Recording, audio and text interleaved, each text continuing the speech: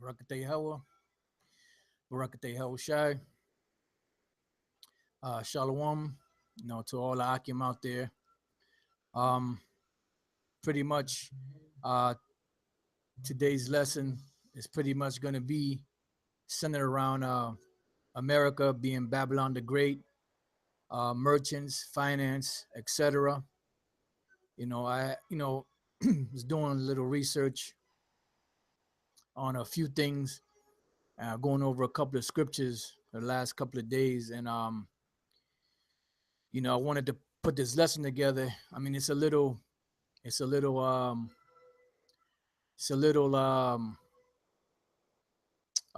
little extensive. So I'm gonna, through the spirit of Yahweh Basham Yahushai, I'm gonna try to make it as concise as possible. You know, like I said, the name of the lesson is gonna be America, Babylon the Great, merchants, finance, etc. So it's pretty much gonna be centered around America being Babylon the Great, the merchants, of the earth, of like finance, like finance, the international bankers, the New World Order, because as we know, brothers that's out there that's in the know, that have been awoke and have been watching and learning the scriptures through the spirit and power of Yahweh Shem Shai from the apostles and elders of Great Millstone. You know that we've been saying for a while that pretty much ever since the inception of America, ever since America was um, colonized by Esau, the so-called white man, it was set up pretty much as the stepping stones for the New World Order, and that's pretty much their whole agenda. Their agenda is to set up what's known as a New World Order. That's why in the back of your $1 bill, you have Latin writing, and you have an Egyptian pyramid. All of this stuff ties back to a one world government. It all ties back to Egypt, because America is spiritually called Egypt. And as Apostle Tahar had went over, the word for Egypt in the Hebrew is Matazarium, which pretty much simply means bondage. So this place, America, was set up uh, um, for the sole purpose of establishing a one world government or a new world order. And I have some information of a couple of books. Gonna go through a few scriptures, however the Spirit allows it. I'm going to touch a little bit on the beast, NATO, EU, and I tie America into being Babylon the Great, because when you read the scriptures, the Lord said that His words don't go out void. Matter of fact, let's start off with that scripture there. The Lord said His words don't go out void. So we're gonna go. This is the book of Isaiah 55 and 10. It says, "For as the rain cometh down, and the snow from heaven, and returneth not thither, but watereth the earth, and maketh it bring forth in bud, that it may give seed to the sower and bread to the eater, so shall my word be that goeth forth out of my mouth. It shall not return unto me void, but it shall accomplish that which I please, and it shall prosper in the thing whereunto I sent it." So the Most High set up prophecies in the scriptures of things that were to come, and pretty much as we move on through, as history has moved on, prophecies of the Lord have been fulfilled, but they haven't been fulfilled as much as they're being fulfilled now. Even though you had different time periods where there was prophecies that were being fulfilled, in this time now the prophecies are multiplying. They're coming hard, they're coming heavy, and they're coming fast.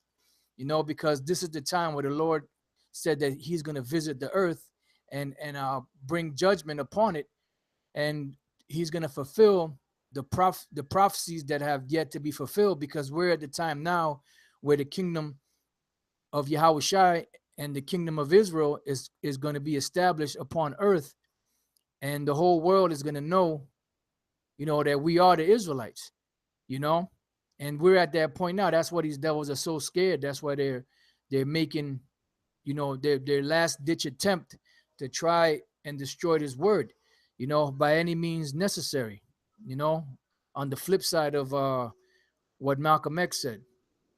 So it said, this is Isaiah 42:8, which Malcolm X, he was lost anyway, but certain things he said were somewhat on point.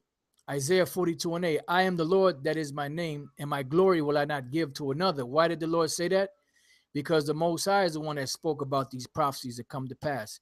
And there's not going to be any other God out there or any other name as a higher or Jesus or whatever that's going to take the credit from Yahweh. It says, neither my praise to graven images. Why? Because the Most High is the one that put down these words. Behold, the former things are come to pass, and new things do I declare. Before they spring forth, I tell you of them. So the Lord said that he's not a man that he should lie. If he spoke something, he's going to make it come to pass. Now, the picture that you seen at the beginning was a picture that a certain individual that used to be in the truth drew this. He was excellent, in drawing, in all those majority of those signs that you see, he's the one that put those signs together, and this is just a representation of what John saw of the dragon or the beast with the 7 heads and the 10 horns. And this is key because this is something that's prophesied and has been written. And when you read through in the book of Daniel, the 7th chapter, when you read in the book of Revelation and certain chapters in Revelation, it speaks about this beast with 7 heads and 10 horns, and that's a major prophecy, because that lets you know that once this beast is set up and set into power, that we're at the time of the end when the Lord is going to finish fulfilling the rest of what's written in Revelation and and certain other parts of the scriptures. Now, I want to start off in the book of Psalm 75, and I'm going to go straight to the point. Psalm 75:5. It says, lift not up your horn on high. Now, the word horn, when you read in the scriptures, represents power. So it's telling these nations not to lift up their power on high. Speak not with a stiff neck. Because remember, Nebuchadnezzar tried to act like he was all that. And what did the Lord do? He humbled him and turned him basically into a beast. It says, for promotion cometh neither from the east, nor from the west, nor from the south. So there's not a council that goes on of these different kings upon the planet Earth, that they set up, okay, well, this particular person is going to be ruling at this particular time, so on and so forth, even though behind the scenes, the secret government controlled by the international bankers sets up puppet leaders. But as far as empires are concerned, those empires are ruling simply for the fact that the Most High had prophesied that they were going to be ruling. As it says, but the Most High is a judge. He putteth down one and setteth up another. So the Most High is the one that puts down kingdoms and sets up kingdoms. Now we're going to go to the book of Daniel 7 and give you the basically like in a nutshell, so to speak. The Lord broke down in the book of Daniel, the 7th chapter, the different kingdoms or empires that will be ruling on the planet, and he gave a list of each one and how they would rule for a certain period of time. And at the end of that rulership, once the last beast came into power and fell, that was around the time when Yahushua was going to come back. And right now we're at the point where Yahushua is about to make his second debut, so to speak, and we're at the point now where this empire called America is about to be totally blasted to hell and back, totally destroyed, because America in the Bible is known as Babylon the Great. And Babylon the Great is that great empire that rules pretty much the whole world. And it was set up as such from its inception with Christopher Columbus or Cristobal Colon, because that was the catapult for the so-called New World Order. All right. So this is Daniel 7:2. Daniel spake and said, I saw in my vision by night, and behold, the four winds of heaven strove upon the great sea, that great sea being the Mediterranean Sea. And four great beasts came up from the sea, diverse one from another. Now these beasts here represent kingdoms. I'm going to jump down to the 17th verse to show you that. Daniel 7:17. These great beasts which are four kings which shall arise out of the earth. And these four kings were going to have four kingdoms. Okay. So when it speaks about a king, doesn't always necessarily mean a particular king, even though you did have certain individual ones, but a king also represents a kingdom. So when you go back to the second verse, I'm sorry, the third verse, and four great beasts came up from the sea, diverse one from another. Now, when Daniel saw this vision, he actually saw four beasts come up out of the earth, out of the sea, but he didn't understand what that vision represented. So what he did was he wrote down what the Lord told him to write down, because at that time, Daniel was meant to write the vision.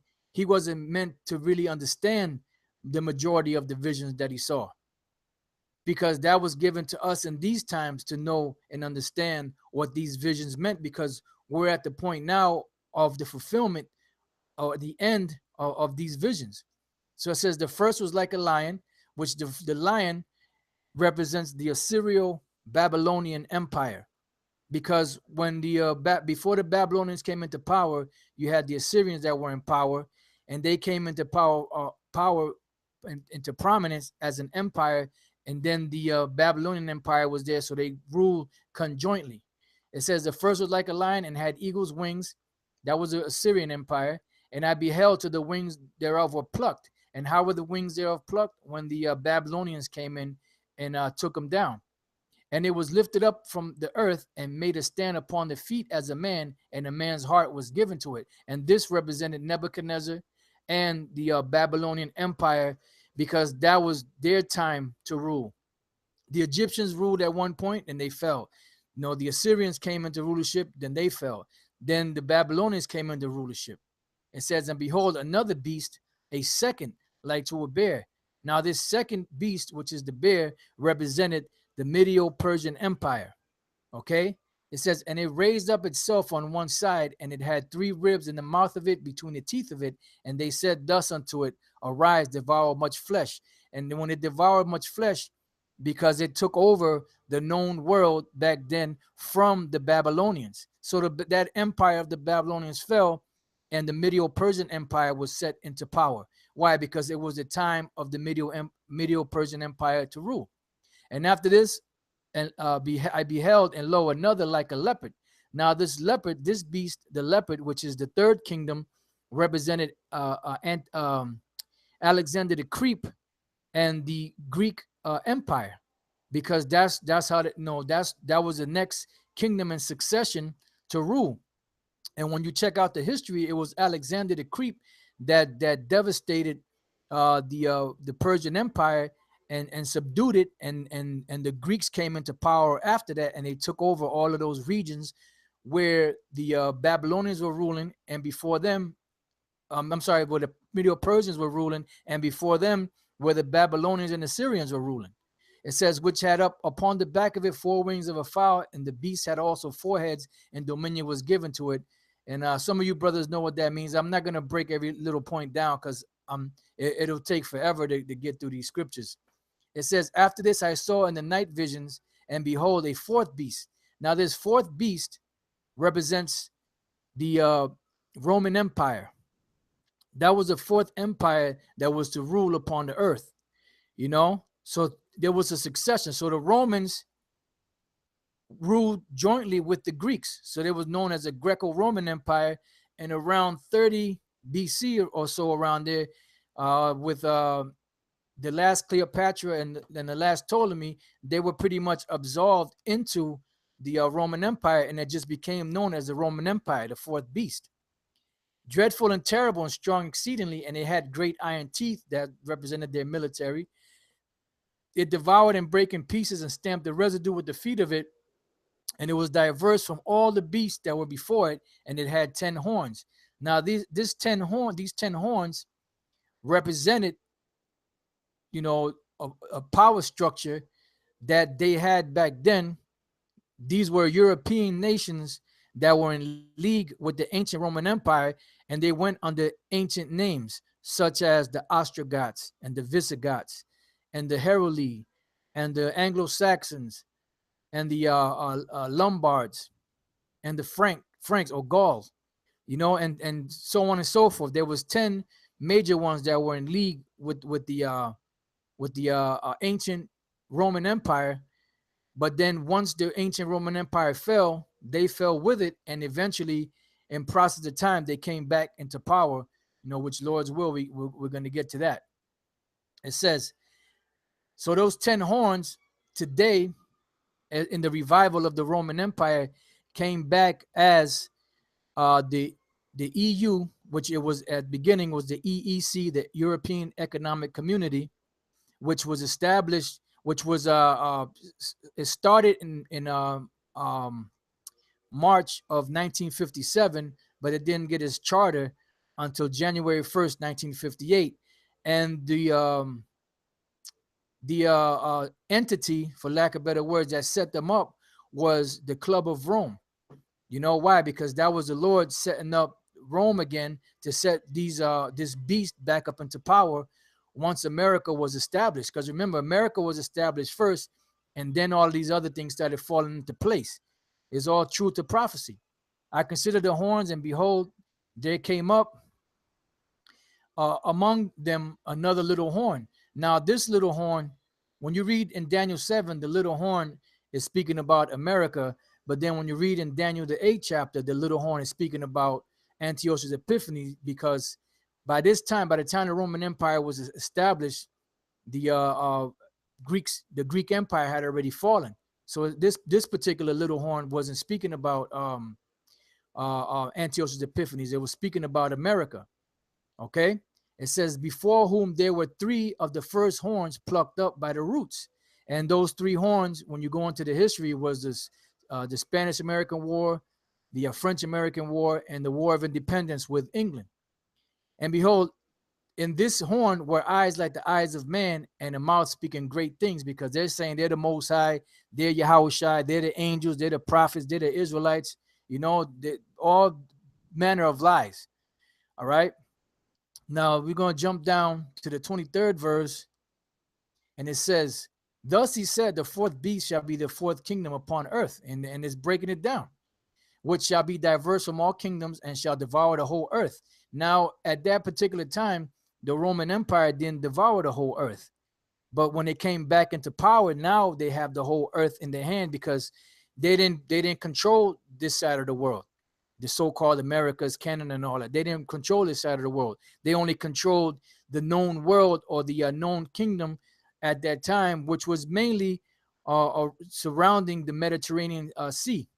Those were the strong points, of the different empires that ruled, because that was where pretty much, if you control those seaports, you pretty much control everything, because you control what's coming in and what's going out. And that's all controlled through commerce. It says, and shall tread it down and break it in pieces. And the 10 horns out of this kingdom are 10 kings that shall arise. And they did arise, which, like I said, in the ancient world, they arose. But then when they came back, they arose again in this time. And it's not speaking about actually 10 kings. It's talking about 10 European nations, which is today is called the European Union. It says, and another shall rise after them, which the one that rose after them is America. It says, and he shall be diverse from the first, and he shall subdue 3 kings, because when America came into power, they took down three of the empires that were controlling this side of the world, America, which was the Spanish, the French, and the British. It says, and he shall speak great words against the Most High, and shall wear out the saints of the Most High, and think to change times and laws, and they shall be given into his hand until the time and times and the dividing of times, which we're in that time right now. But the judgment shall sit, and they shall take away his dominion, to consume and to destroy it unto the end. So now they're saying, when this 4th beast is in power, what's going to happen in the process of time is they're going to be destroyed, and that's talking about in this time right now. All right.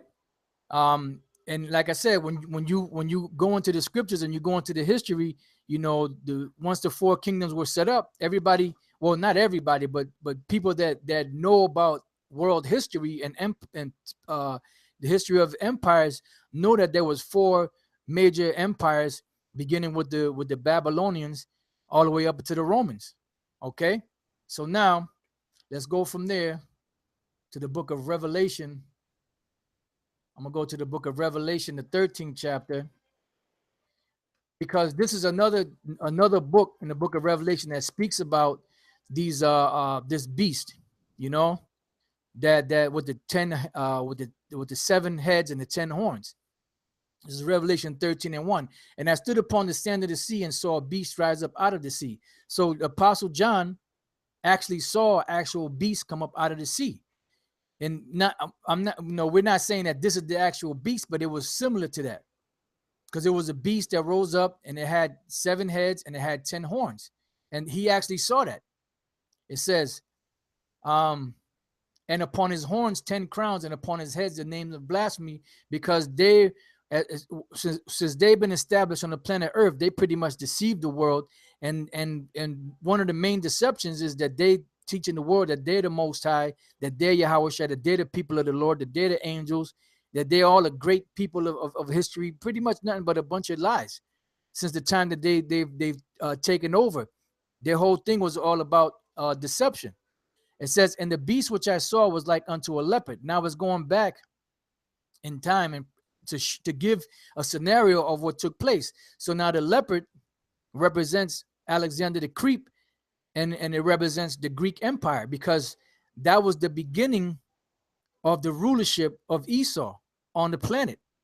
It began with the Greeks. You know, you had the 7 heads. You had the Greeks. You know, you had the Romans. You had the Spanish. You had the French. You had Germania Major, Germania Minor, and British. And the British, the English. You know, those are the seven heads, and those are all Edomite powers. That's why when the Lord showed this particular beast to John, he described it as being a red beast. There was a reason why the Most High didn't make it a black beast or a brown beast or a yellow beast or a green beast or a purple, you know, whatever. The Lord specifically told John to make it a red beast. He actually showed him a red beast. Why? Because that represented Esau or Edom, the so-called white man. That was synonymous with them, with their color. It says, and the beast which I saw was like unto a leopard, and his feet were as the feet of a bear. Now, the reason why I spoke about it is first spoke about the leopard, because that was the beginning of the kingdom. Now we come into the end of the kingdom. It says, and his feet were as the feet of a bear. The feet of one is the end of them. And that bear, in the ancient world, which this is dealing in the future, but in the ancient world, that bear was when you read Daniel 7, that was the Medieval Persian Empire. But this is talking about a future prophecy, which the people that are in the land that was governed by the Medes now are the so-called Russians, which are Edomites. They're in that land now, so that's going to be the end of this place. So that same region of land that the Medes were living in, now Russia occupies it, and Russia just so happens to be the power, the other superpower, along with other allies, that's going to destroy America and the land of Israel. So this is the end of the beast. It says, and his mouth as the mouth of a lion, and the mouth of a lion represents England, because England is the one that birthed America. And most people think that after that a war of independence, that America was freed from the clutches of England, but not so. America is still a part of England. You know, the laws and the money and all of that, they're all still linked up to England, because England is the mother of America. They're the ones that gave birth to America. Why? Because that was part of prophecy. Because Britain or England was the 7th head, and then out of that 7th head came the next head, which was the 8th, which was America. You know, it says it says, and the dragon, which is the Roman Empire, gave him his power and his seat and great authority, because the Roman Empire was the 4th beast, and they had that power, and the Lord gave them that power. You know, so now with all the allies that they had back then, all those allies ruled jointly with the Romans, because the Romans were the power. Just like today, they're the power. They're the ones that set this whole thing back up. But they had to have a starting point, which was America, when it was set up by Christopher Columbus to set up this so-called New World Order. It says, Dragon gave him his power and his seat and great authority, and they have great authority. Now, it says, and I saw one of his heads as it were wounded to death. Now, this head was wounded during a time when the Roman Empire started to fall. You know, you had different, we're starting to learn now that you had more Jake emperors, you know, in Rome before Septimius Severus. You know, you had Marcus Aurelius, Commodus, Vitellius. You know, so you had slowly but surely, as time went on, the Roman Empire started crumbling, and pretty much it fell, you know, beginning around 180 A.D. with Marcus Aurelius, Commodus, and others, you know, and when it really took a dive, a real serious dive, was during the time when Constantine decreed that the religion of the Roman Empire now was going to be Christianity, which was pretty much sun worship, but people back then didn't understand it, you know. So that at that point, Jake was pretty much in power and controlling and ruling everything. Okay, so that beast, that part of the prophecy when they fell, was fulfilled during that time period. And it wasn't until 1,000 years into the future when they were going to be able to come back into power. It says, and his deadly wound was healed, and all the world wondered after the beast. And then when the deadly wound was healed, was after that 1,000-year period when they fell, when Israel started falling and Esau started getting back up in there. That's why they called it the Renaissance period, or the rebirth. Why? Because that was Esau coming back into power, true to prophecy, which were the Romans, which were the Edomites. They were the Romans that the Lord prophesied that were going to come back into power, because they fell prior to that. All right. It says, and all the world wondered after the beast. And before I read on, I want to go to Revelation 20, because that's the first thing these devils did, was they changed everything. You know, when you go back into the history, into the architecture and the frescoes and paintings, you know, of Europe, they were all changed from the original to the fake. The fake being the Renaissance art, you know, which is a term called iconoclasm, which is a defacing of the images. So this is Revelation 20:1. And I saw an angel come down from heaven, having the key of the bottomless pit and a great chain in his hand. And this key represented slavery. Okay. The bottomless pit represents Europe, because there's a lack of mineral resources there. It says, and the key and the great chain. Well, the key represents they have the Lord had the ability to put him in slavery and take him out of slavery. All right. So once the Lord put him in slavery, it says, and a great chain in his hand, because the Lord set up these devils to fall, the pagan Roman Empire, and they were, for a period of 1,000 years, they were in subjection to Jake. And he laid hold on the dragon, that old serpent, which is the devil and Satan, and bound him 1,000 years. And pretty much this is dealing with the history of the so-called white man, the Romans, the Greeks, and all of that, which are Edomites. And they were bound for that 1,000-year period. It says, and cast them into the bottomless pit, because they were still in Europe, but they were being treated like Jake is treated here in America, you know, always brought into the court systems, you know, in the jails and all of that, you know. It says, and shut him up and set a seal upon him. So the Lord sealed him, that he should deceive the nations no more till the 1,000 years should be fulfilled. Why? Because that was his prison sentence. He couldn't do what he was created to do, which was to be the devil and the deceiver. Right? It says, and after that, he must be loosed a little season. And he was loosed a little season, you know, a little over 500 years, you know, that he's been loosed. Maybe a little longer than that, but that's around the time period where he has been loosed. All right. Now jump down to the 7th verse. And when the 1,000 years are expired, Satan shall be loosed out of his prison and shall go out to deceive the nations which are in the four quarters of the earth. And that's exactly what he did. As soon as they came out of the cave, they didn't waste no time. They just started going. It's like they were programmed. Like they were, 1 minute they were slaves, and the next minute they woke up and just started grabbing paint brushes and paint and just started painting over all the images in Europe. Started breaking certain ones of them, destroying certain ones of them. The ones that they couldn't cover up, they started breaking off the noses and the lips, and just painting over. It's like they had, which it was, they had a spirit on them from Yahweh Shemel Shai to do that. Why? To fulfill the prophecies of Yahweh Shemel Shai. So now this was the time when they had to come back into power. Now keep in mind, this is the fourth beast that fell, that had a deadly wound, but that deadly wound got healed after 1,000 years, and then they started slowly but surely coming back into power where they were at before.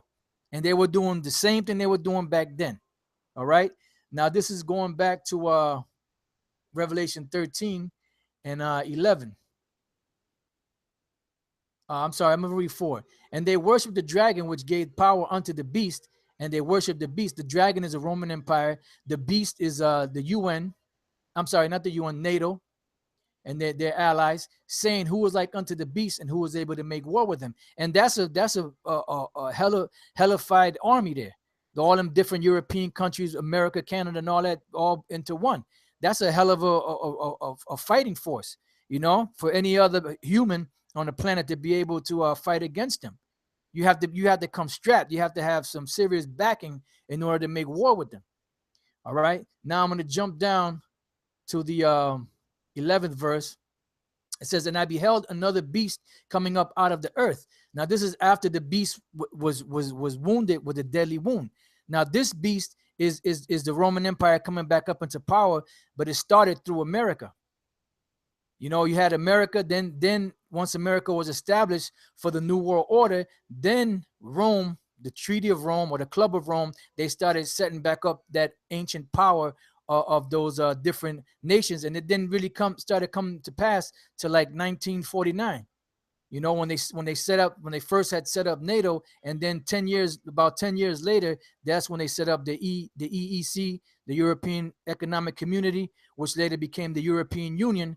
Because the reason why they're making these unions is because they're trying to make it easier to bring everything into one. So if they can unify each so-called continent, Europe, Asia, Africa, America, so on and so forth, then it'll be easier to merge them all together when the time comes.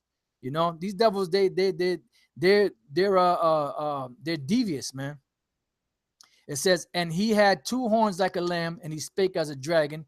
The two horns like a lamb represents the two opposing factions, which pretty much is the same party system, the so-called Democrats and Republicans.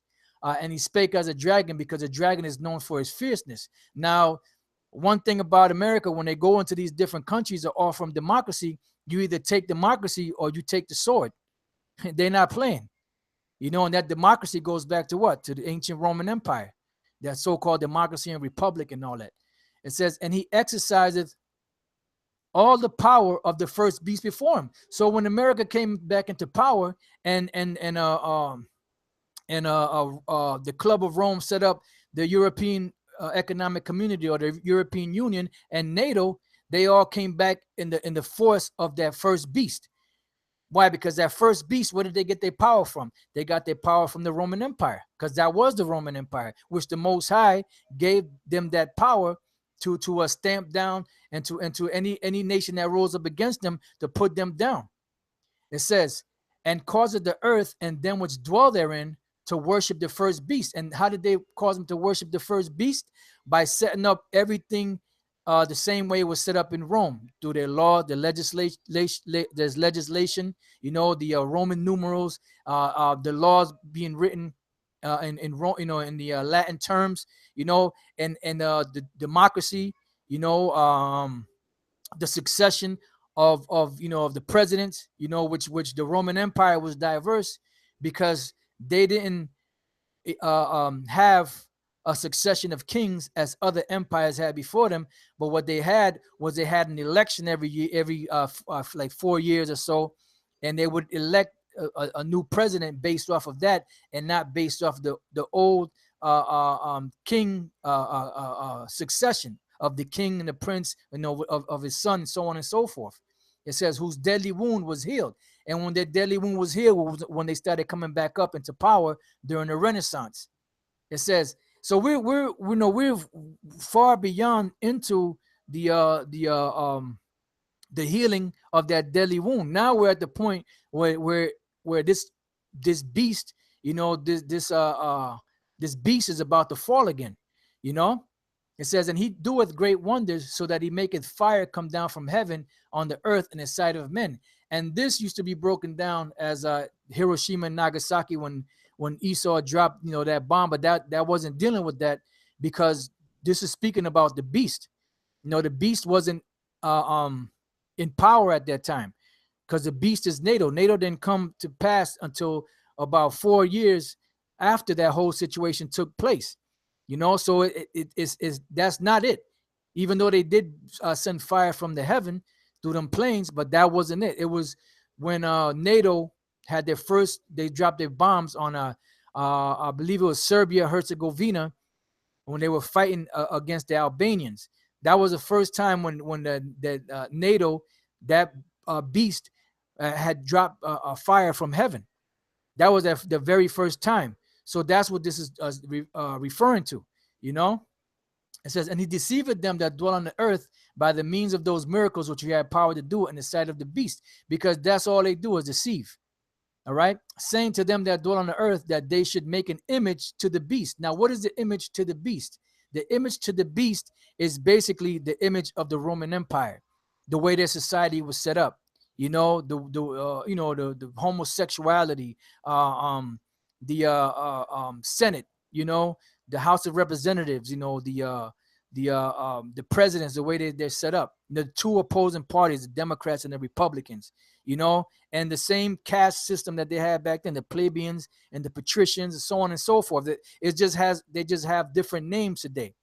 So it's pretty much the standard of the Roman Empire is pretty much here in America, is just under different names. It says, which had the wound by a sword and did live, because they did live after that wound. So we're living in the time of the revival of the ancient Roman Empire, America being the head of that, and being the catapult, so to speak, for this so-called New World Order. And that's why they've been pushing so hard ever since this country was established, but it took a process of time, because the Lord had a purpose, and the Lord has prophecies that have to be fulfilled. So if the prophecies of Yahweh B'Shem Yahushua are not fulfilled, these devils are not going to be able to do shit. It says, and he had power to give life unto the image of the beast, that the image of the beast should both speak and cause that as many as would not worship the image of the beast should be killed. And that's pretty much what's happening. The image of the beast, if you don't conform to these devils, the Lord, if you don't conform to these devils and to their so-called New World Order, their plans is to destroy people. Do not they have the Georgia Guidestones? And is not the first so-called commandment of the Georgia Guidestones, it's to maintain humanity under 500 million? Are there not presently over 7 billion people on the planet? So you're talking about more than 6.5 billion people they plan to wipe out to keep a smaller number so that it'd be easier for them to control. So these devils, they're very devious. They know what they're doing, and we're at that point now. That's why we're at the point where our salvation is nearer than when we believed, and we come into that time frame. Okay, now I got something real quick. Now, this is a book that I bought years ago. I kind of went into it. You might not really be able to see it that well, because this is the only picture I was able to actually find of it. I guess the book is so old that they don't even hardly recognize it. But it's called The Revived Roman Empire and the Beast of the Apocalypse by N.W. Hutchings. Okay? And in the introduction, it says, the image of Daniel, the the second chapter, envisioned only 4 empires. The fourth empire, Rome, was to endure until its clay feet were pulverized by the return of Yahushai. After 1945, 10 nations out of the old federated Rome are prophesied to come together and reform imperial Rome as it was in the days that Yahushua was crucified. It goes on to say in chapter 1, it says, Rome rises again. It says, there is no more certain truth in Bible prophecy than the revival of the Roman Empire, which is pretty much the Bible is truth, all truth. Rome was in power when Yahushua came the first time, and it will again be in power when the Lord comes the second time. And keep in mind, going way back, High Priest Ariah was in the other high priest, and at the time, when Apostle Tar was a high priest, they were teaching this way before this book even came out. It says, and it will again be in power when the Lord comes the second time.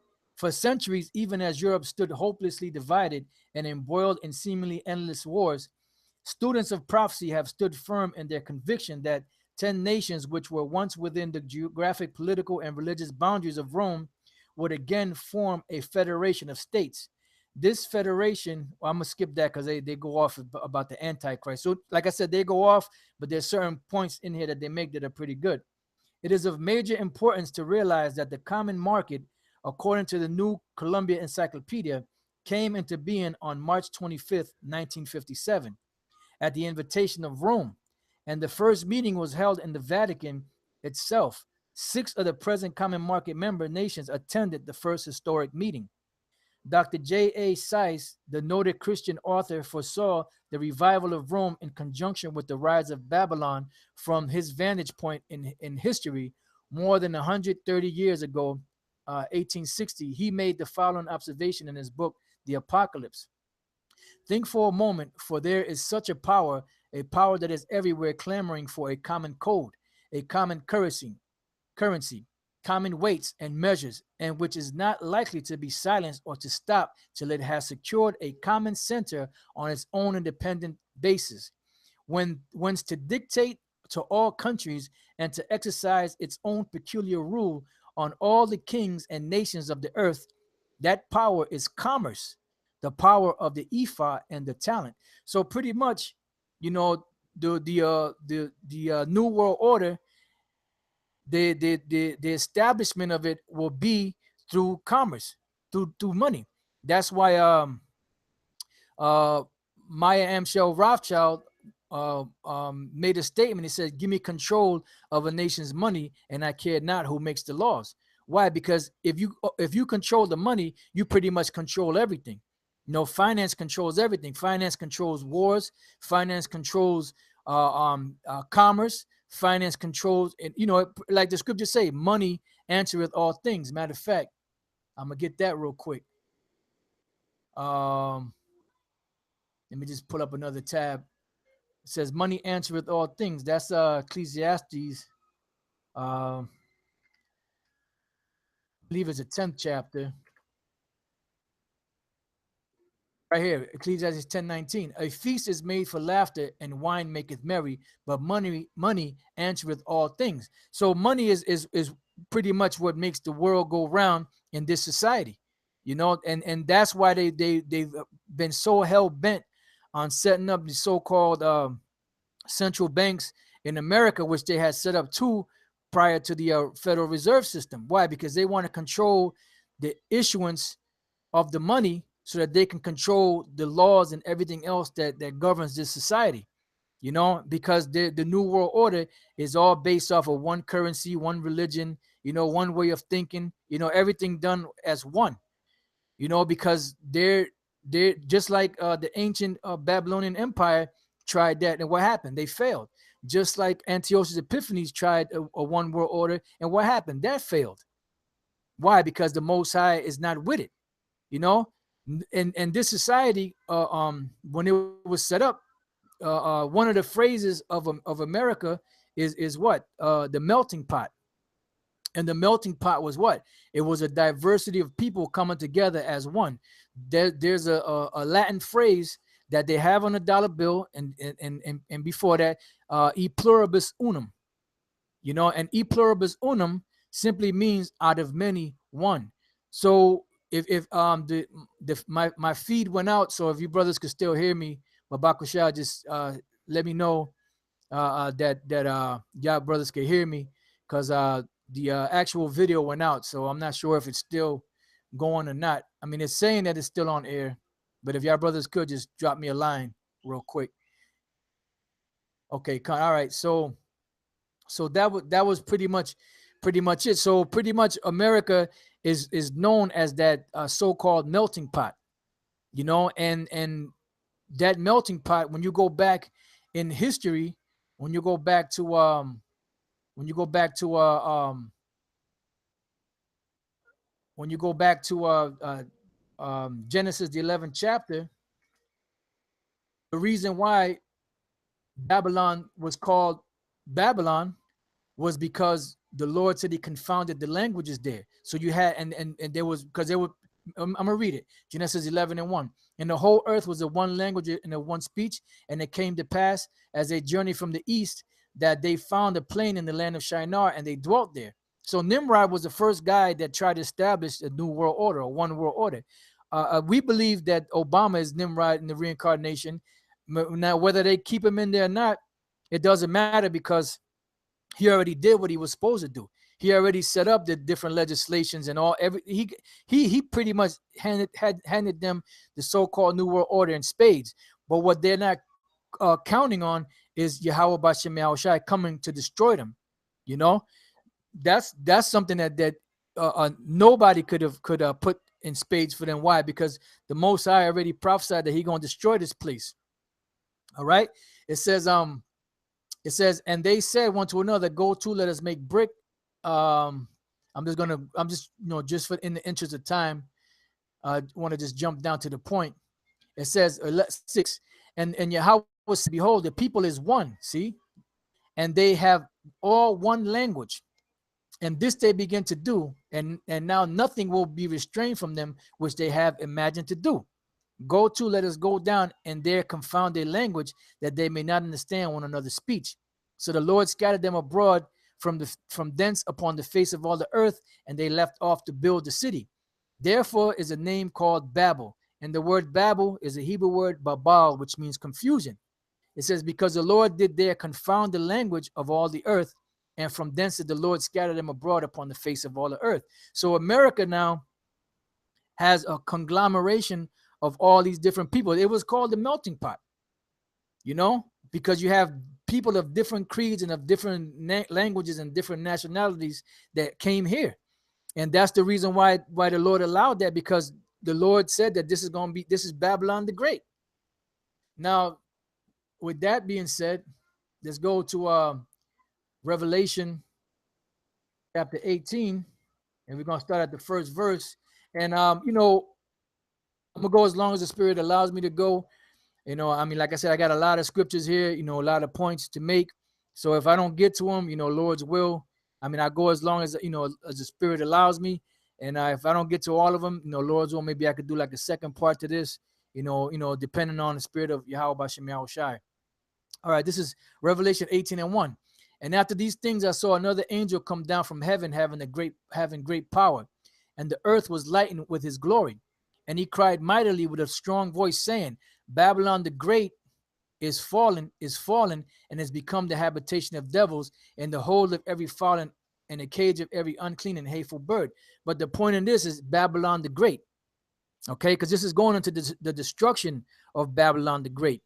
But there was an inception of when it was established and it was set up, But here, the Lord showed John, Apostle John, the destruction of this particular place called Babylon the Great.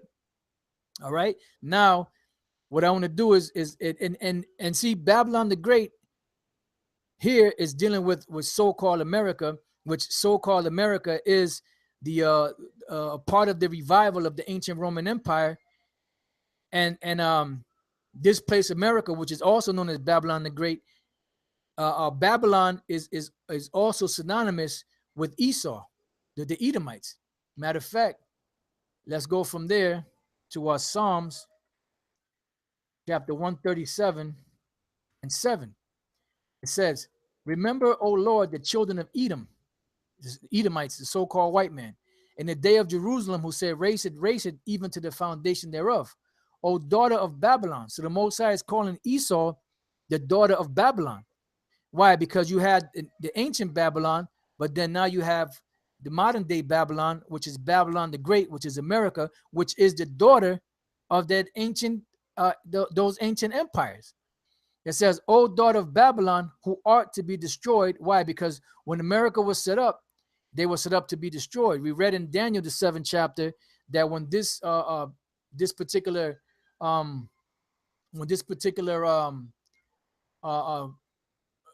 matter of fact, let me just get it real quick. When this particular beast was in power, there was going to come a little horn out of it, which is America. And it says Daniel 7:26, but the judgment shall sit, and they shall take away his dominion to consume and to destroy it unto the end. Why? Because the purpose that the Lord had for America to be set up was to be destroyed and to show the world, what happens when you become wicked. Now, the so-called international bankers' reason for setting up America was to set it up for their so-called New World Order, so that they can rule the whole world by their hand, by their money, by their rules, so on and so forth. But the Most High, that's not the Most High's plans, although he's allowing them to do certain of them things. All right, so it says, O daughter of Babylon, who art to be destroyed. The reason why America was set up, Esau was set up in America, was so that America can be destroyed.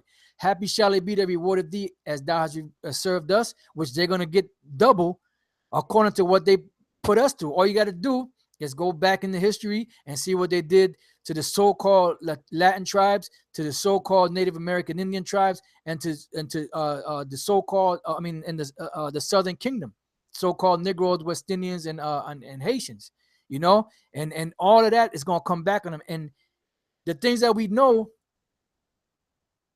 is just part of what they did. There's a lot of shit that they've done that we don't even know about, So the Lord knows all of that. So they're going to pay for all of that pretty much. It says, happy shall it be that taketh and dasheth thy little ones against the stones. So the Lord equated Esau with the daughter of Babylon, and he said that they would be destroyed. Now, let me get the Apocrypha, right? And we'll go to 2nd Ezra, the 6th chapter, and the 7th verse, and it says, just bear with me 1 second.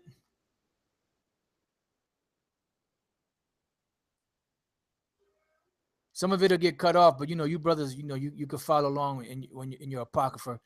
2nd Ezra 6 and 7. Then answered I and said, what shall be the parting asunder of the times, or when shall be the end of the first and the beginning of it that followeth? So Ezra wanted to know when the end of the world was going to come to pass. And this is what the Lord said. And he said unto me, from Abraham unto Isaac, when Jacob and Esau were born of him, Jacob's hand held first the heel of Esau. For Esau is the end of the world, and Jacob is the beginning of it that followeth. So the Lord said that when Esau is ruling on the earth, we're going to be at the time of his demise, of his destruction. So right now, Babylon the Great is in power. The Edomites are in power. So this is the time when this final empire, or this fourth beast, or this revival of that fourth beast is going to be destroyed. So that's the time that we're living in. We're in the time of this devil going down.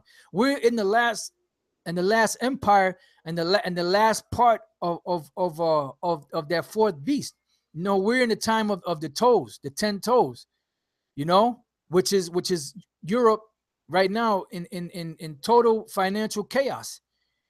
So everything ties together with the scriptures. Everything ties together with the prophecies that the Lord spoke of in the scriptures. All right. So now let's go from there to Isaiah, the 47th chapter, to tie in some more of America with Babylon. Isaiah 47:1. Come down and sit in the dust, O virgin daughter of Babylon. So now this is not talking about ancient Babylon. This is talking about a virgin daughter of Babylon. You know, because America, there has really never been like a world war or a nation that pretty much came to this side of the world and invaded the whole of the so-called United States. You know, even though you had Pearl Harbor, but that was just on the outskirts. You know, they never really came on land. You know, like America does to these different countries. They go into their land and actually invade their lands. You know, like other nations do. America hasn't been touched like that. Why? Because the Lord didn't allow them to do that, because the Lord wanted all of that iniquity to just keep building and building and building. Just like he did to the Canaanites. He didn't judge the Canaanites right away, because Israel was still growing, was going to grow in Egypt. So by the time Israel was ready to come out of Egypt, the Canaanites were ripe to be plucked out of that land. Same thing with America. So America never paid for all the wickedness that they've done, because the Lord is saving them for the very end. All right. It says, sit on the ground, there is no throne, because the throne is going, that crown is going to be smacked right off of America's head. It says, O daughter of the Chaldeans, for thou shalt no more be called tender and delicate. Why? Because when this place is destroyed, it's going to be totally wiped off the face of the earth. There's not going to be anything left. Now, that didn't happen to ancient Babylon. Now, when you look at pictures of ancient Babylon, you'll see certain places where you have ruins, like you see in some of these pictures, and you see certain places where they still have, where they have monuments and buildings that they've built there. Now, the Lord said when this place goes down, that there's not going to be any inhabitant here. You still see people walking up and down in ancient Babylon. When America is totally destroyed, you're not going to have any of that. You're not going to have people walking up and down in the Babylonian Empire. See, you still got buildings that have been built there. The Lord said once this place is destroyed, it's not going to be ever inhabited ever again. So that's how we know that Babylon over there in Iraq is not talking about Babylon the Great in the book of Revelation. All right. So now it says, O daughter of the Chaldees, for thou shalt no more be called tender and delicate. Now what I want to do is go to the book of Isaiah 14. All right. Which I have here. Isaiah 14, and I'm going to start at the 4th verse, but you know what? I'm going to start at the 3rd verse. It says, and it shall come to pass in the day that the Lord shall give thee rest from thy sorrow and from thy fear and from the hard bondage wherein thou was made to serve. Because remember, for a period of 350 years, and even prior to that, when the other tribes were catching hell under the Spaniards, those Edomites, and Gad was catching it from other Edomites. You know, after that time period, when the Lord was about to deliver us from that, this is what the Lord said was going to take place. It says, and it shall come to pass in that day that the Lord, Salakia, shall give thee rest from thy sorrow. So when the Lord is about to give us rest from this hellhole that we're in, and from thy fear, which is part of the curses, and from the hard bondage, which is slavery, wherein thou was made to serve, when the Lord is ready to deliver us out of that completely, that thou shalt take up this proverb against the king of Babylon. We're going to be out there speaking and telling America, Babylon the Great, and their leaders and the international bankers, so on and so forth, that they're going down. It says, and say, how have the oppressors ceased? The golden city ceased. Now, what I did, because I have one of those red Bibles, King James, ancient King James version red Bible that we got from the Jehovah Wickedness, and when you look up the word golden city in there, it says what it says for golden city, which we'll get real quick, is the word madahaba or madaba. It says boisterous, raging behavior, boisterous behavior. But this is the point that caught my eye. Golden city, exactness of gold. because in the red edition of the red Bible that we have, in the margin it says in the precept it says exactress of gold. Now it says here exactness of gold, right? We'll tie it in real quick, and then you go up here. It says, "How has the oppressor ceased?" Now, oppressor can be somebody that beats you, that puts you in slavery, that rapes your woman, that puts your children in slavery, that separates you, that makes you work hard till you drop dead. That's an oppressor. But an oppressor is also one that financially oppresses you, because these devils have these devils are financially oppressing Jake in this hellhole, which we're gonna get. But before I go into that, Salaki, I'm jumping the gun a little bit, but before I go into that, what I want to do is I want to go to the book of Isaiah 13, because I'm jumping the gun a little bit, but I want to go to Isaiah 13:1, because the point here being that thou shalt take up this proverb against the king of Babylon and say, how had the oppressor ceased, the golden city ceased? So we're supposed to be out there cursing this devil out, right? This is Isaiah 13:1. It says, the burden of Babylon, which is America, which Isaiah the son of Amos did see. Lift ye up a banner upon the high mountain. The banner is the scriptures, the Bible. The high mountain is America, because a mountain represents a government. And the reason why it's high is because it is exalted over all other governments. It says, exalt the voice unto them, shake the hand. And that's what we do when we go out there. We exalt the voice and we shake the hand. And how do we exalt the voice and shake the hand? By pretty much bringing up all the wickedness that they've done and tied it into the scriptures and showing them that, look, you're going down. You're the Edomites. You're Babylon the Great. You're the revival of the ancient Roman Empire. Your destiny and your future is going to be slavery. And all of that. It says that they may go into the gates of the nobles, for the purpose of them going to the gates of the nobles and saying, look, you got to do something about these people out here in the streets. These so-called Negroes, these Latinos, they out there, talking down to us, saying this, that, and the other. They're offending us. You got to get them off the streets.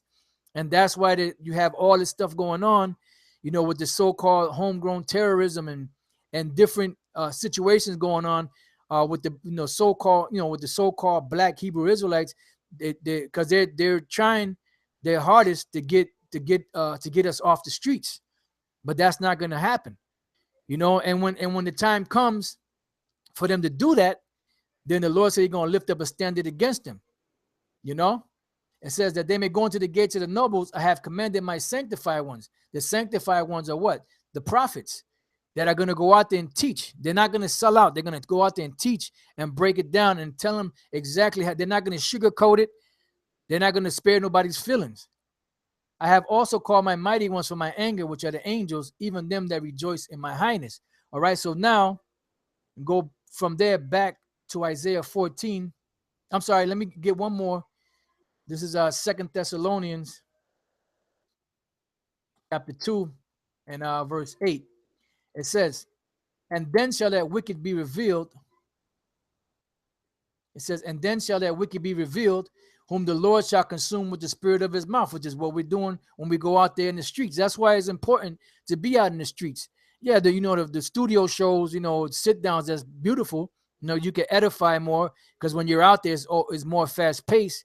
And in the studio, and when you're doing sit downs, you're able to structure it, a little better through the spirit of Yahweh Shemel Shai, but out there it's just fast paced, and pretty much it's in their face.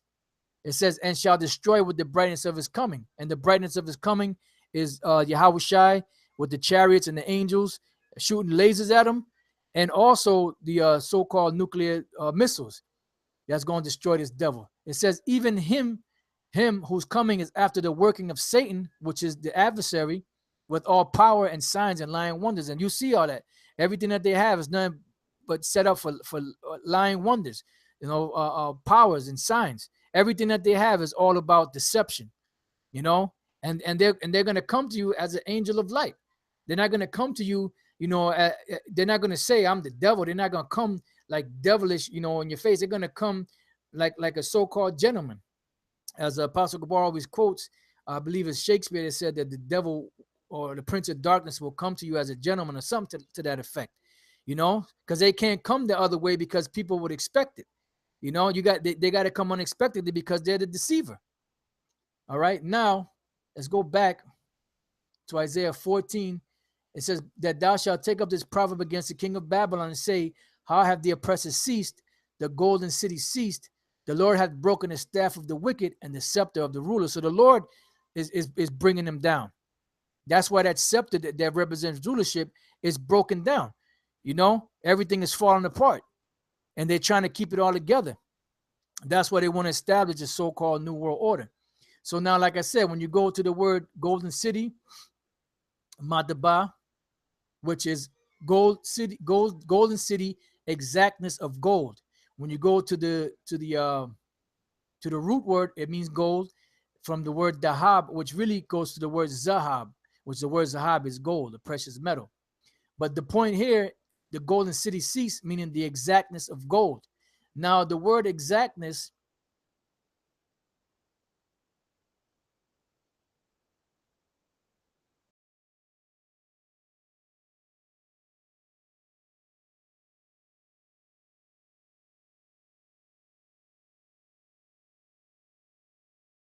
so pretty is by exacting these payments. That's why the scripture say that we would be subject to payments. That's part of the curse, being subject to payments under these devils. So they're the ones that got us, all these so-called Americans. They got them. How? They got them in some serious debt.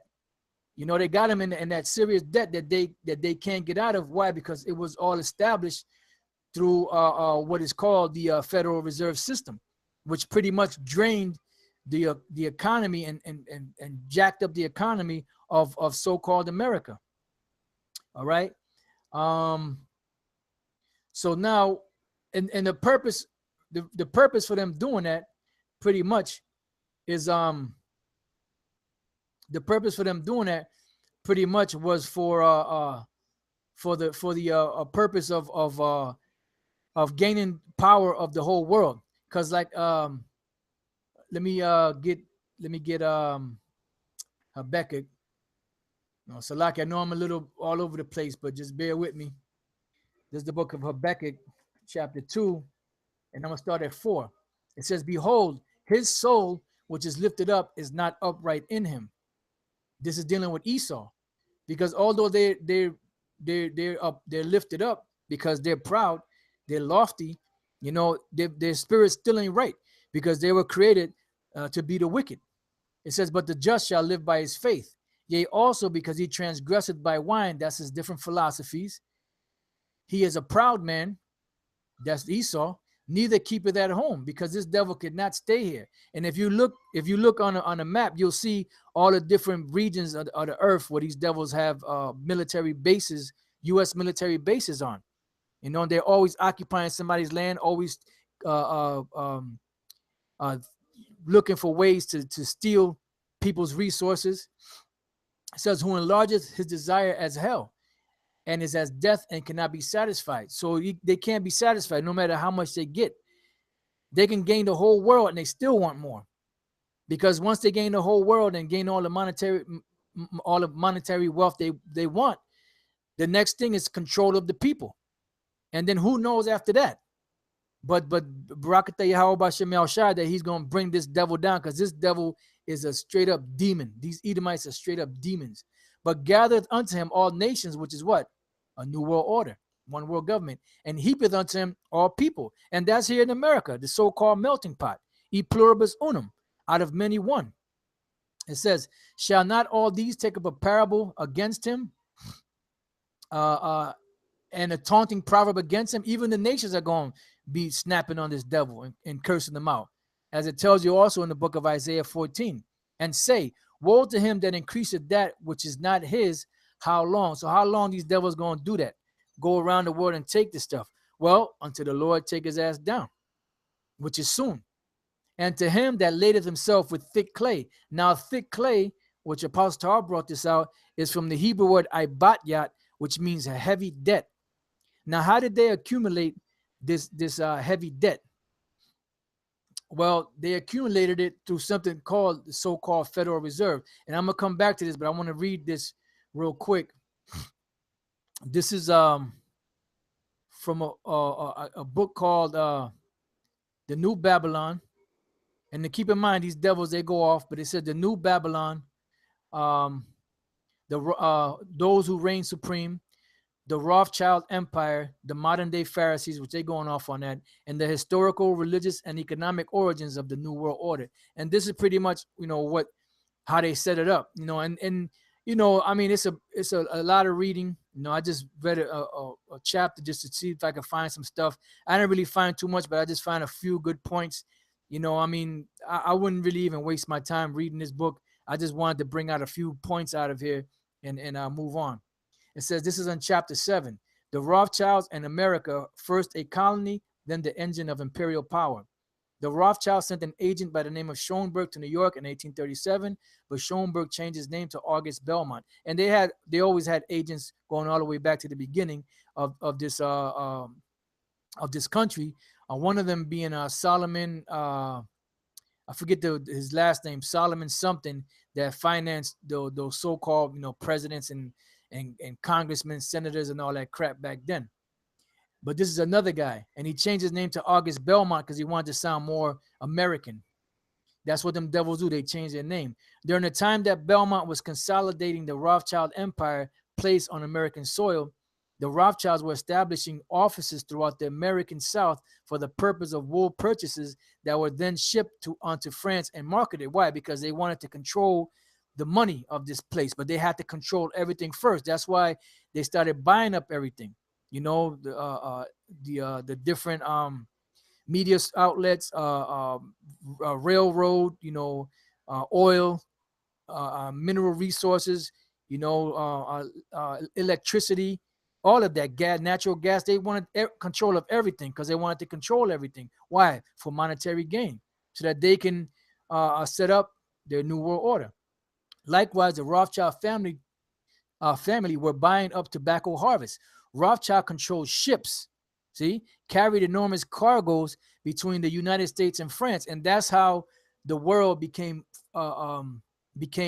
rich from America, Babylon the Great, because they were able to ship their goods to this. They make the goods in their country and ship them over here to America, Babylon the Great, to sell them for a greater price. It says the record shows that it was indeed the establishment of the Federal Reserve in 1913 that set in place a framework for further expansion of Rothschild control over American finance and industry, because it goes back to what Maya Angelou Bauer said: give me control of a nation's money, and I care not who makes the laws thereof. Now, the so-called President Thomas Jefferson said, if the American people ever allow private banks to control the issue of their currency, first by inflation, then by deflation, which you see happening, it says the banks will deprive the people of all property until their children wake up homeless on the continent their fathers conquered. So why? When they control that money through the Federal Reserve, that's exactly what they're doing now. That's why the people are catching hell. It says the issuing power should be taken from the banks and restored to the people to whom it properly belonged, Thomas Jefferson. All right. So now that's just letting you know that these devils, they're wise in wickedness. All right. So now it says chapter 9, the new establishment, Jewish. America truly has emerged as a new Babylon and is the vehicle by which the dream of a Jewish utopia, the New World Order, is being utilized to accomplish the fulfillment of that Talmudic agenda by our modern day Pharisees. And that's what they want to do. They want to set up the New World Order based off the Talmud. It has nothing to do with the scriptures. The scriptures is just a guise for them to do that. This is conclusion. Will the house of David reign supreme? No, they sometimes they claim to be the house of David, which they're not, and sometimes they tell the truth, which that they're the Edomites, which that's who they are. The Rothschild dynasty has hijacked the American Republic, and the United States has now been established as a new Babylon.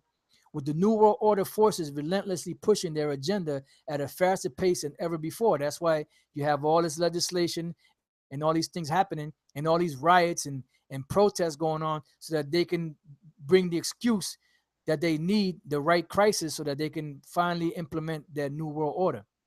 It says, ultimate victory they perceive is within their reach, but only if they are able to destroy the opposition and to continue to divide and conquer those who dare to challenge their agenda. As such, the blood and treasure of the American people are being hurled into global conflicts designed to bring the new world order into being. You know, and the money that they're using for these wars and all that is coming right out of the so-called American people's pockets. The wars on behalf of Israeli hegemony in the Middle East are really only the beginning. Many more wars of conquest lie ahead. Those nations that challenge the New World Order will be targeted. In short, Galenter's version of Americanism is not Christianity at all. Rather, it is a modern-day expression of the age-old Babylonian Talmudic dream of a Jewish utopia, them so-called Jews. Global rule over all people by the Jews, so-called Jews. But in today's context, the so-called Jews will use America and Americanism to advance their agenda, which they got from what? From the ancient Roman Empire. Galemter's theory is fully in line with the Jewish philosopher Max Demont's suggestion, reviewed in our opening pages, that America was truly the new focus, it's supposed to be focus, of Jewish power, that America was indeed the new Babylon.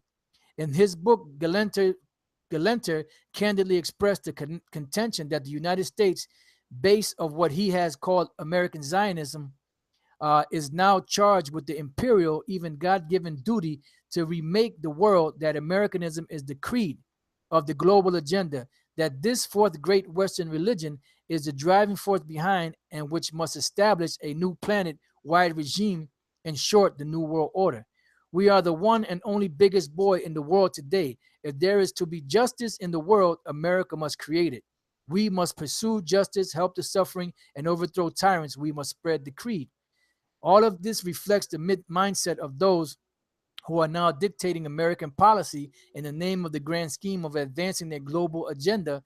What it represents is nothing more than the New World Order that genuine American patriots warned about for generations, a scheme that is genuine anti-Americanism in its most basic definition. The end result in the grand scheme is the establishment of a global empire ruled from America, which is now the new foundation, the new Babylon for the Jewish utopia, the New World Order. And that's pretty much what they want to do. They want to establish this so-called New World Order. They want to set themselves up as the superpower of the earth, and they have to use America because that was their basis. All right. Now, let's go from there.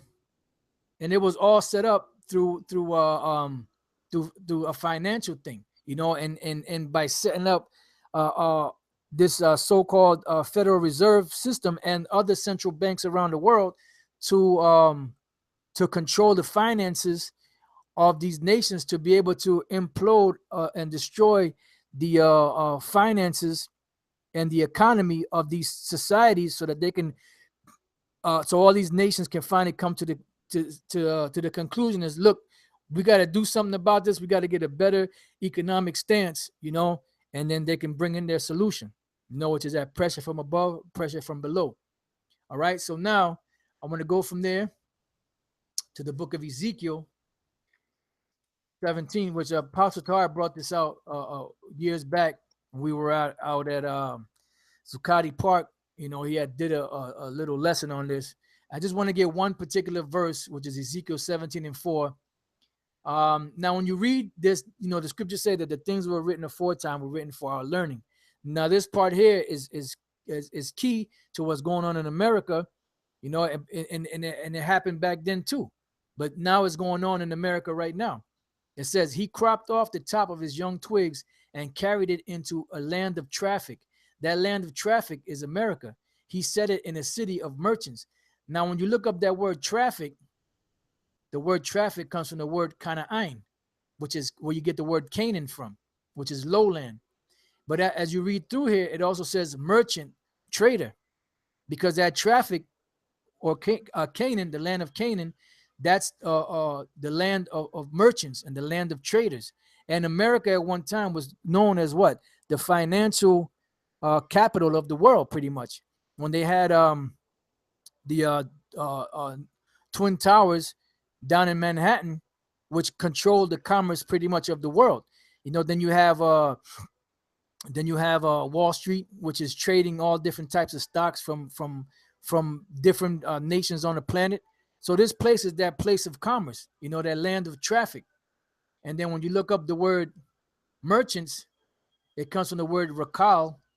It says to go about, meaning dubious, trafficker, trader, participle. So basically, it's a trafficker or a trader, because this place is the land of merchandise. And that's why all these nations are sending their wares over here to get rich, and who's really benefit? I mean, these nations are benefiting, but who's got the greater benefit?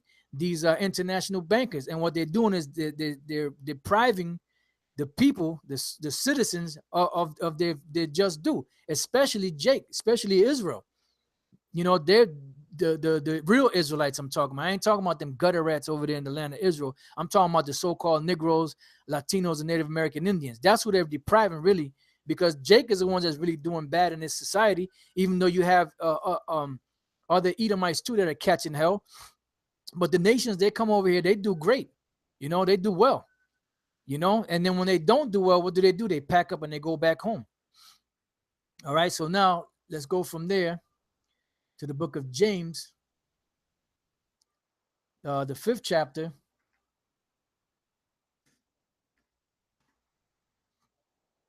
All right,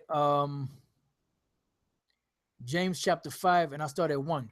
Go to now, ye rich men. This is dealing with the international bankers, because they're living it up. They don't have a care in the world. They don't have a pot, not a pot. They don't have a care in the world, pretty much. They don't give a damn about nobody. They living it up. They can jet set around the world. They can eat lunch in Paris and go to Brazil for dinner. And then sleep in the best hotels. They have homes everywhere on the planet.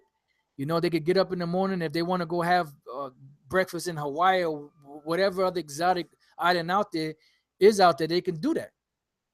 It says because why? Because they have ripped off the whole planet. They didn't get that money that they got by hard work and dedication.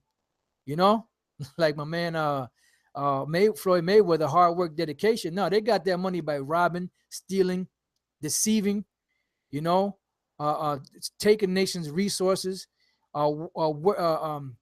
giving people wages through credits, that don't amount to anything. That's why you really can't get ahead. You never could pay off your debt, because you can't pay a debt with a debt, because that debt will always be there. I mean, you could use a credit card to keep paying off another credit card to keep paying off another credit card, but eventually that gravy train is going to run out, and you're going to have to pay that debt somehow, because the debt's not going to go away. It's just going to keep being transferred. So this society, when you work, you're pretty much being given debt-bearing notes that could never really pay your bills. That's why you're always behind the 8 ball, brother from DTA, given all diligence, put Job 21:9. Their houses are safe from fear, neither is the rod of the Most High upon them. That's right. And it's like it, brother. I'm trying to keep up with the comments too, but it's so much going on, that it's just going in the spirit, All right. It says, and then that's a good scripture too. GMS is city and DMV, Proverbs 22:7. The rich ruleth over the poor, and the borrower is servant to the lender. That's right. Right. And right now I'm reading James, the 5th chapter. It says, go to now, ye rich men, weep and howl for your miseries that shall come upon you. Because you just imagine that, man. Here it is. You're a superpower. You own everything. You eat the best of everything. You have the best medical attention. I mean, you have the best clothing. You have tailors make your suits, your shoes.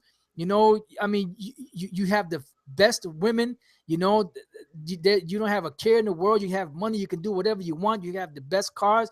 You have people that drive you around, chauffeurs and all of that. And then you wake up one day and you're a slave. That's what the Lord said, weep and howl for your miseries that shall come upon you, because all of that luxury that they have, they're going to be crying when they lose it. That's why Yahushua spoke about the parable of Lazarus and the rich man. You know, the rich man lost everything, you know, but he was fair. He was fed sumptuously though. He was living it up. He was having a good old time spending that money off of other people's backs. But guess what? You gotta get put down, man. You gotta get put down, milkweed. It says your riches are corrupted. And how are they corrupted? They're rusted. Because when you have corrosion on a car, if you don't take care of that corrosion, what happens? The whole car becomes corroded and eventually it falls apart. And they have no intention on making good everything that they stole. They can't. It's impossible. It says, and your garments are moth-eaten. It says your gold and silver is cankered, is rusted, and the rust of them shall be a witness against you. So now what's happening now is that the Lord is slowly but surely chopping away at them through the prophets, through us out there. The prophets are teaching out there and basically chanting this empire down, America, Babylon the Great, you know, like Benjamin likes to say, chant Babylon down, you know, and shall eat your flesh as it were fire, which is the nuclear destruction. And in the nuclear destruction is not going to touch them. The lasers out of Yahushua and the angels' chariots is not going to touch them. What's going to be touched, that's going to be eaten with fire, is all of their riches, all of their goods. It says you have heaped treasure together for the last days. And they have treasures heaped. That's why the scriptures say that our gates are not going to be closed day or night, that the Gentiles, the nations, can bring their riches, you know, from all parts of the world, because the Lord said that the earth was created for our sakes. So we're going to get all of these things, you know. That's why Satan is trying to come down so hard on brothers, because of the fact that he knows that this place is almost out of here. He knows that he has but a short time. So he's trying to do as much damage as he could. He's trying to go out with a bang, you know. It says, behold, the hire of the laborers who have reaped down your fields, which is of you kept back by fraud, crieth. And then whenever Jake is doing bad, you know, they're crying in their spirit, man. And the Most High hears that. You know, he keeps hearing them cries from all, you know, all over the place. Like when Jim Carrey played the Lord, you know, he kept hearing all those voices, you know, and eventually he was like, you know, he couldn't take it anymore. So the Most High is hearing all of that. Everything's coming to him. You know, all these complaints are coming to him, you know, and eventually what's going to happen? The Lord is going to get tired of Esau's shit, and he's going to put him down. It says, and the cries of them which have reaped are entered into the ears of the Lord of Sabaoth, not the Lord of Sabbath, but the Lord of Sabaoth, the Lord of hosts, the Lord of the armies, you know, and he's going to cause things to happen. It says, you have lived in pleasure on the earth and been wanton. They've been living it up, boy.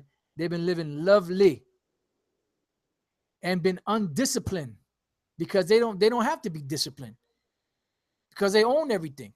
Like you know, with us, you know, with Jake, you know, you get your check, you got your check. You might get a little, what, $40-$50 extra if you get lucky, you know, and you take that money and you got to spend it wisely, because, you know, say, well, I need to get a shirt, or I need to get some shoes or some kicks, you know.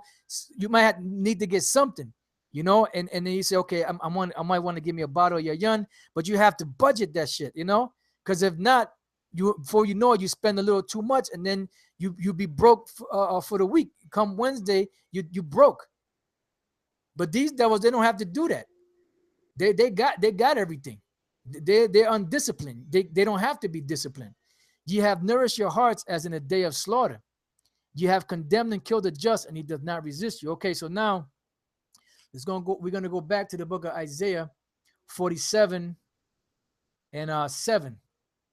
It says, and thou saidest, I shall be a lady forever. And that's, brother, these devils they don't have a care in the world. They don't, they know that the Most High is coming, but there's so much of a demon that they don't believe that the Most High is going to really take them out, because this has been said over and over again for years, you know.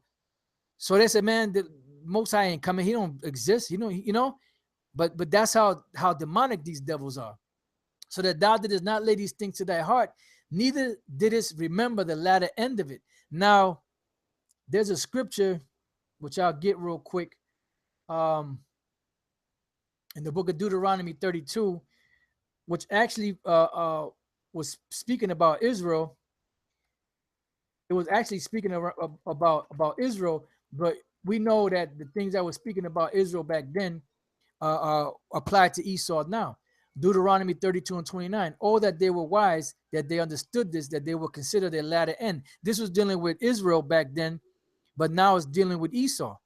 Because when you go to Lamentations, the 4th chapter, everything that came on us, that cup is going to be turned onto them. So the same way we didn't consider our latter end and we got jacked up, the same way these devils are not considering their latter end, and they're going to get jacked up. It says, neither didst remember the latter end of it. It says, therefore hear now this, thou that are given to pleasures, and these devils are given to pleasures, that dwellest carelessly, because they don't have to be careful. Which we're going to get some more scriptures on that. That sayest in thy heart, I am, and none else beside me. I shall not sit as a widow, neither shall I know the loss of children. Because these devils do not think that they're going to ever go down. That's why when they set everything up, they set up their sons after them to continue on this so-called legacy. And then their sons teach their sons, and their sons teach their sons to keep it going, because they understand reincarnation.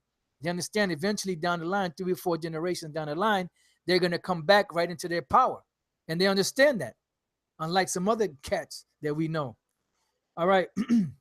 Let's go from there to Luke. Let's go from there to the book of Luke, the 16th chapter. There's one key scripture, one verse that I want to get out of there. Luke 16 and 19. There was a certain rich man which was clothed in purple and fed sumptuously every day. That's Esau. That's these international bankers.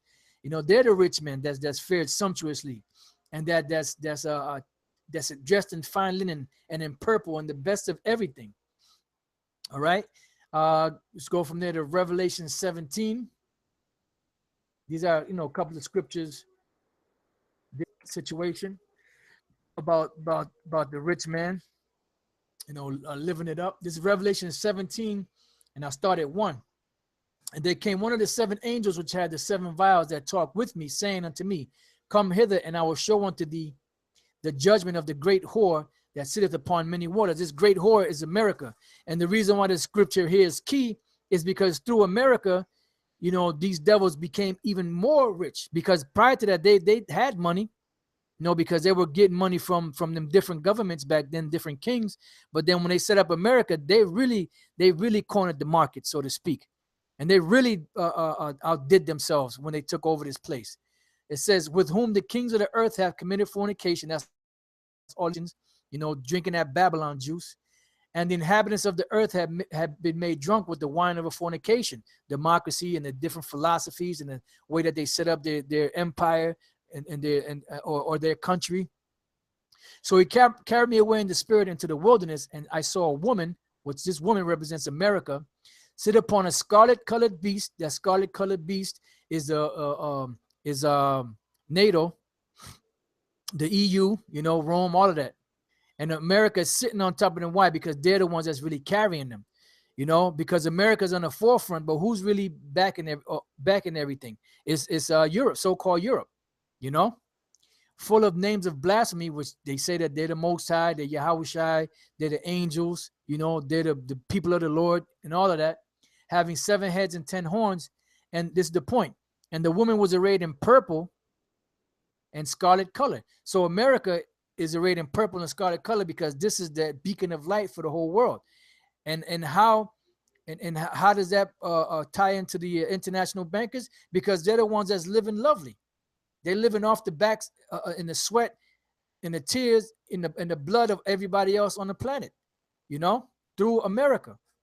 and decked with gold and precious stones and pearls, having a golden cup in a hand full of abominations and filthiness of a fornication, which was set up by these international bankers, because they're the ones that control all the laws that are out there. Did not Maya Angelou say, "Give me control of a nation's money, and I care not who makes the laws"?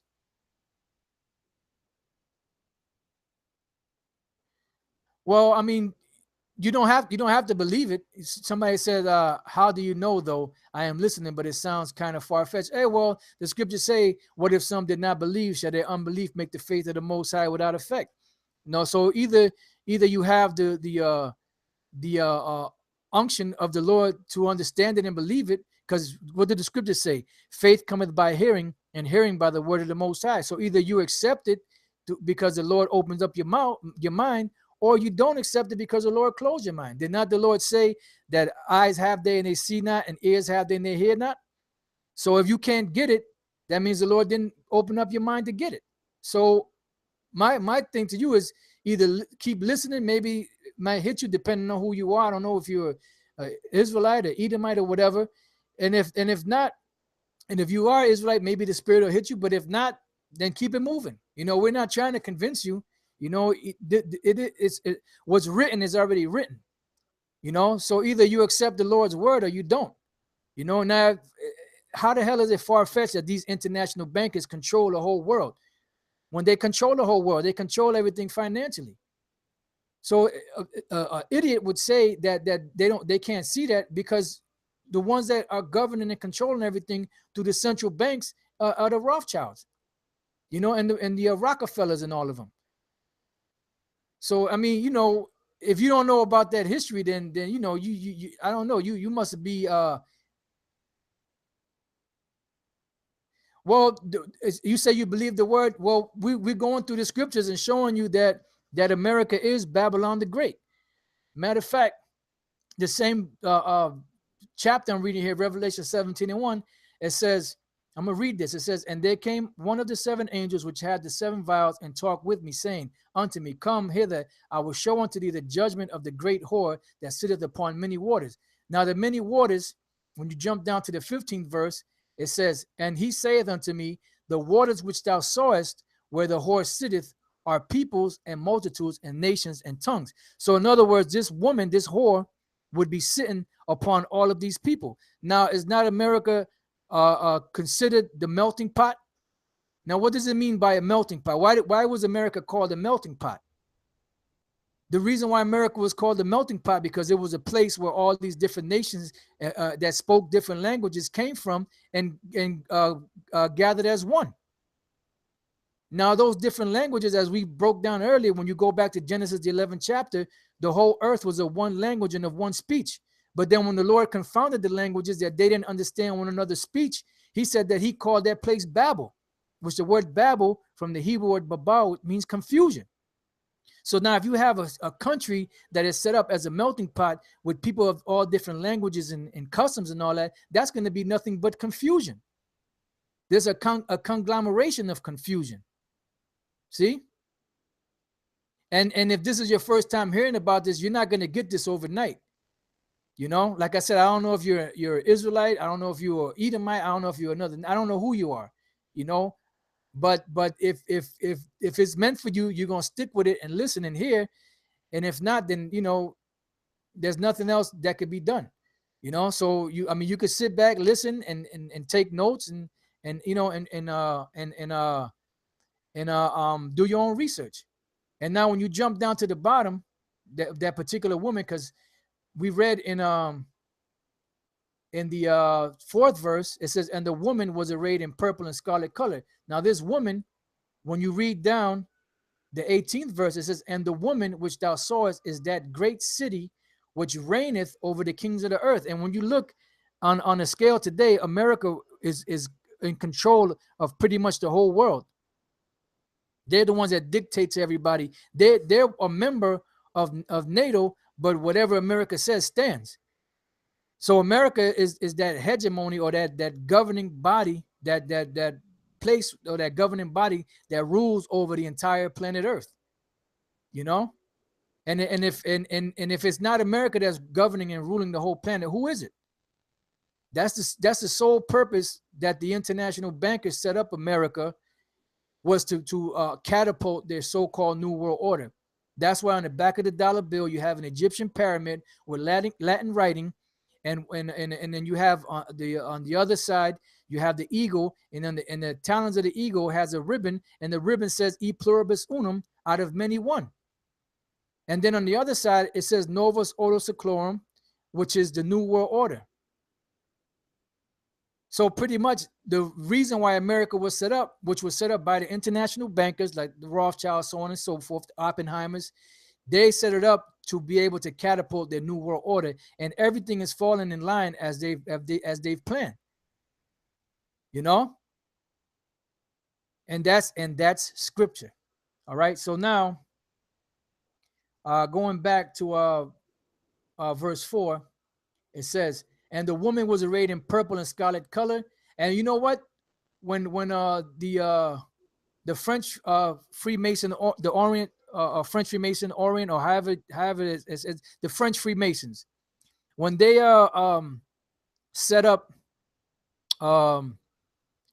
the Statue of Liberty, which they gave to America, which represents Libertas, and that's a whole nother story. They when they were first going to put it out in the harbor, they wanted to paint it in purple and scarlet color, but the problem was that because it was copper first, the problem was that the corrosion and the salt and all that from the water, the paint wouldn't work out there. So that's why they left it copper, and that's why today it's green, because copper, when it's left out in the elements, it turns green. But they wanted, when they first set it up, they wanted to set it up as and paint it purple and scarlet color, you know.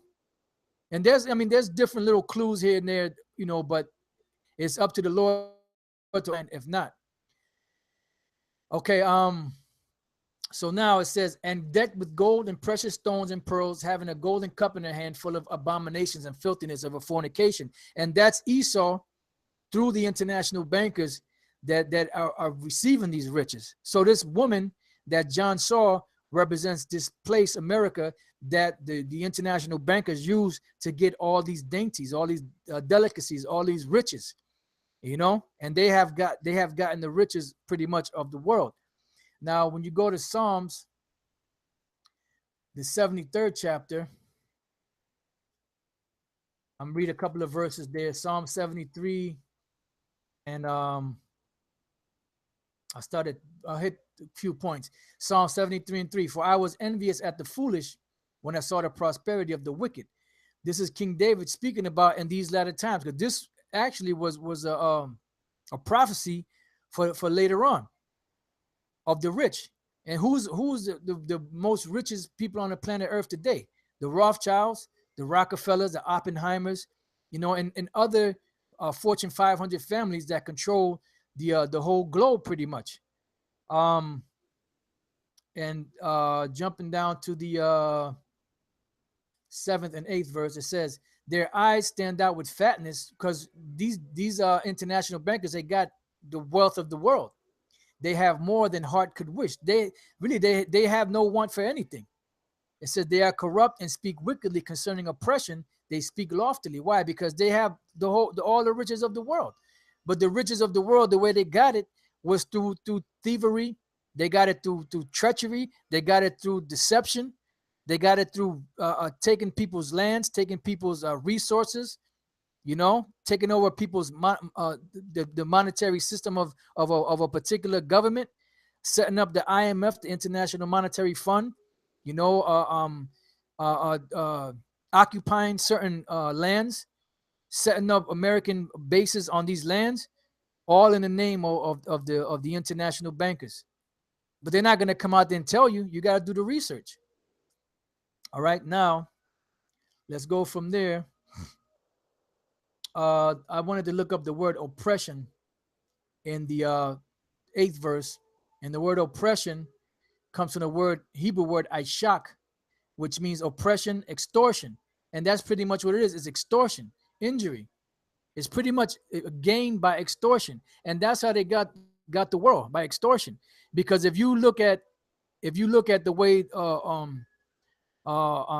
the Federal Reserve System is set up, it's set up through a thing called usury, which is inflation. I'm sorry, not inflation, which is uh, um, usury, which is just bear with me 1 second. Can't think of the word right now. It'll come back to me.